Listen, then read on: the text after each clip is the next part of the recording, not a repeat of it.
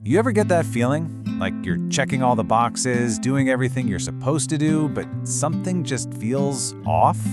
Well, you are definitely not alone. It seems a growing number of Americans are finding some really compelling answers, not in a new religion, but in the ancient philosophy of Buddhism. So let's dive in and see what's going on here. It seems like it all boils down to this one really simple, really human question. Our world is just so loud, right? It's fast, it's demanding. You've got the deadlines and notifications pinging constantly, all this chaos. And somewhere in the middle of all that, people are just quietly asking themselves, how on earth do I find a little bit of peace? And here's the thing.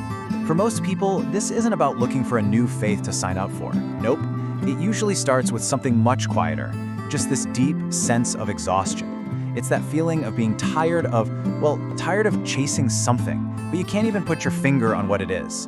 It's that constant pressure to be more, do more, just be enough in a world that absolutely never stops. And that brings us to the real heart of the matter, what so many people are feeling. It's this inner exhaustion. See, on the outside, everything might look perfect. You've got the great career, the busy social life, the whole package. But inside, there's this constant low-level hum of restlessness. Just that nagging feeling that something isn't quite right. First up, there's just stress. That feeling of always being on, always needing to perform, always needing to have the answer right now. Then there's the overthinking. You know that hamster wheel in your head that just won't stop spinning?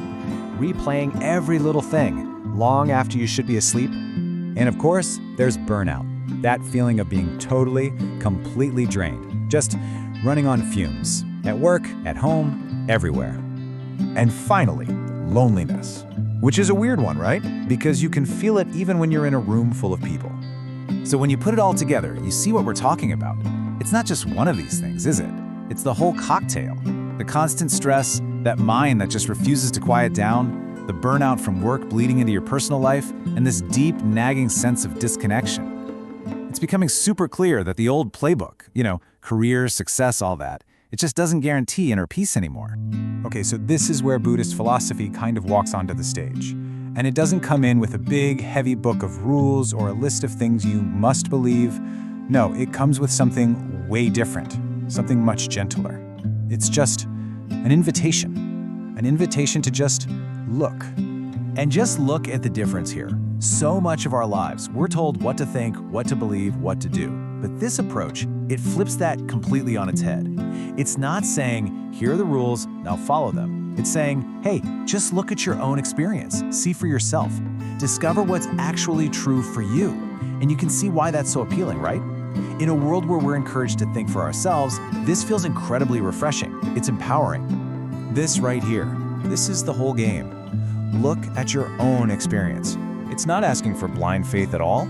It's basically asking you to become a scientist of your own mind, to just get curious and notice things. Notice your thoughts, notice your feelings. Hey, notice how badly wanting something can make you feel stressed out. It's like it takes the power from some outside rulebook and hands it right back to you. And let's be real, most of us aren't looking for some complicated, abstract philosophy. We want tools, practical things we can actually use to make life feel a little better. And that's another huge piece of the appeal here. It offers these incredibly simple, accessible things you can literally start doing today. Feeling anxious? Okay, just focus on your breath for a minute. Mind racing? Try a little mindfulness, just watching your thoughts float by like clouds instead of getting swept up in the hurricane. See? These are straightforward tools, not some complex, mysterious ritual. All right, let's make this super concrete. Picture this. It's Sunday night. You know that feeling. The Sunday scaries start to creep in. That little knot of dread about the week ahead. Suddenly, every little email you have to answer on Monday feels like a mountain. And that's when the internal battle starts, right? How do I just quiet my mind? You've tried it all. The self-help books, the new productivity app, the whole just be positive advice from your well-meaning aunt. But none of it really gets to the root of the problem. That mental hamster wheel just keeps on spinning. And then you come across this idea, and it is a total game changer. The point isn't to wrestle your thoughts to the ground and force them into submission. The goal is just to understand them, to watch them without judgment. And for so many people, that's it. That's the big aha moment. Everything just clicks. So, okay, we've talked about the practical tools, but what's the deeper reason? Why is this philosophy hitting home for so many people right here, right now? This one is huge. Suffering is part of being human. I mean, think about our culture. We're constantly bombarded with messages that we should be happy, successful, and crushing it 24/7. So hearing this is radical. It completely reframes things like stress and anxiety. They're not signs that you're failing, they're just part of the deal of being human. It's not saying you're broken, it's just saying you're alive. And man, the sense of relief that comes with that is just incredible. Another crucial piece of the puzzle is how flexible this all is. This isn't an all or nothing deal. You don't have to throw out your identity. You can be a Christian and meditate. You can be an atheist and still find huge value in the psychological insights here. See, it's not asking you to convert. It's just offering a toolkit that you can integrate into the life you're already living. All right, let's talk about one last big idea here. And this one feels so relevant for the world we live in today. I mean, with everything constantly changing, how do you find any sense of stability when it feels like the ground is always shifting under your feet? Well, the answer lies in this core teaching, impermanence. Instead of trying to sell you this fantasy that you can achieve perfect happiness and just lock it down forever, this philosophy is just honest. It says, look, everything changes. Your job, your relationships, your health, nothing stays the same. And in a world that feels so chaotic, that honesty is actually really grounding. It's not about avoiding change. It's about learning how to find peace inside of it. So at the end of the day, the goal here isn't to pack your bags and run off to a monastery to escape from it all. Not at all. It's actually the opposite.